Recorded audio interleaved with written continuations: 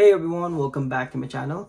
Pag-usapan natin itong major announcement lately ng IRCC or yung Immigration, Refugees and Citizenship Canada regarding to sa pagbabawas ng manpower ng immigration dito sa Canada for the next 3 years. Base sa datos ng IRCC, around 80% na bumubuo sa pangkalahatang staff ng immigration ay mga temporary workers. And kasama na dyan sa mga department yung sa visa processing, citizenship, and yung mga nag-accept ng application and nagpa-process ng mga nagkiklaim ng asylum or humanitarian dito sa Canada. And for the past few years, naging malaki yung intake or yung pag-accept ng mga applicants or immigration dito sa Canada. Kasama na dyan yung mga international students, gaya ng nababanggit sa mga vlog. Sobrang daming international students ang in-accept ng Canada.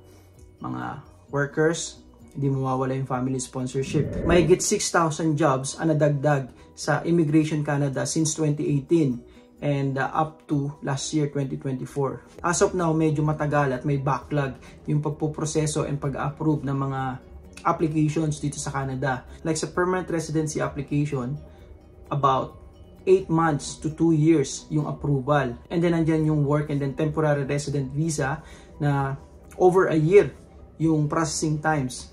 And hindi maikakaila yung pag-a-apply ng citizenship na umaabot ng 3 years. Kasi medyo mahigpit na sila sa background checking, kasama na dyan yung criminal checking and other things na dinodouble check nila. Dahil dito sa pagbabawas na to, imagine 3,300 jobs. Ngayon pa lang ang dami ng delay and backlog sa Immigration Canada. Ang daming pinoprosesong application sa international students na lang, di ba? Kailangan nila ng mas mabilis na pag-check. Maraming maapektuhan pagka nag-start na nagbawas ng empleyado ang IRCC talaga. Sa family reunification, dami nag-a-apply niyan, yung grandparents, mother, and then yung children para mapapunta dito sa Canada. And then yung mga nag-a-apply ng express entry and yung economic program sa mga skilled jobs and then yung mga Canadian experience class, yung mga yan, kailangan talaga ng mabilisang proseso para mapapunta rito sa Canada. If not, maghahanap yan ng ibang bansa like Australia, New Zealand, or UK na doon sila mag-move kapag nainip sila dito sa Canada. And isa pa, yung pagpaprocess ng passport. Malamang yan, magbabawas din sila ng staff sa ibang bansa like sa Pinas. Expect na magkakaroon ng delay sa pagpoproseso ng visa or ng Canadian passport. Mga dapat nyong gawin para maging mabilis yung pagproseso ng application nyo.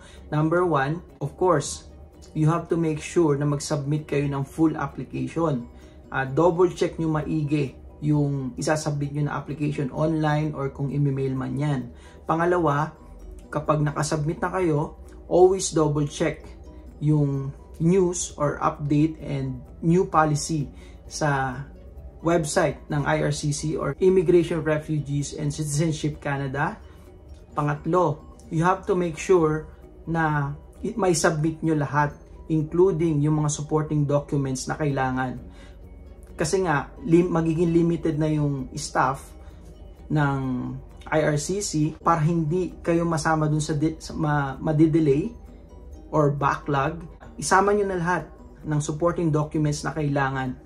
Kasi kung magkaroon kayo ng problema, kulang yung pinasa nyo, ibabalik sa inyo yan. Mapupunta kayo doon sa huli na naman ng application. Lastly, kung hindi kayo sigurado, kung mag-decide man kayo na, for example, kayo na lang ang gusto nyo gumawa ng application and mag-submit dito, and then later na-realize nyo parang may kulang and something's wrong with submission of application, humingi kayo ng tulong dun sa mga immigration consultant or lawyers.